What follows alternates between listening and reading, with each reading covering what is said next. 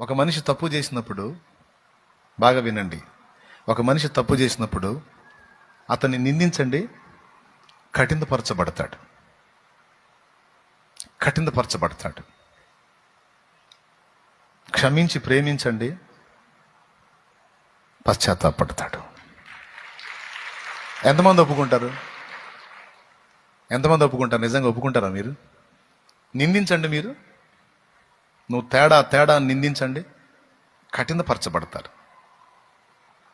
నేను తేడా అంటే తేడా చేయని వాళ్ళు ఎవరున్నారు? అందరు తేడానే అని ఇంకా కఠినపరచబడి దుర్మార్గంగా మారిపోతారు.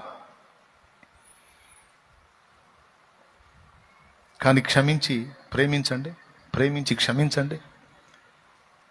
ఇగో నువ్వు తేడా పడ్డావు, చాలా పెద్ద ద్రోహమే చేశావు, అయినా నేను నిన్ను ప్రేమిస్తున్నాను అను, గుండె పగిలిపోద్ది.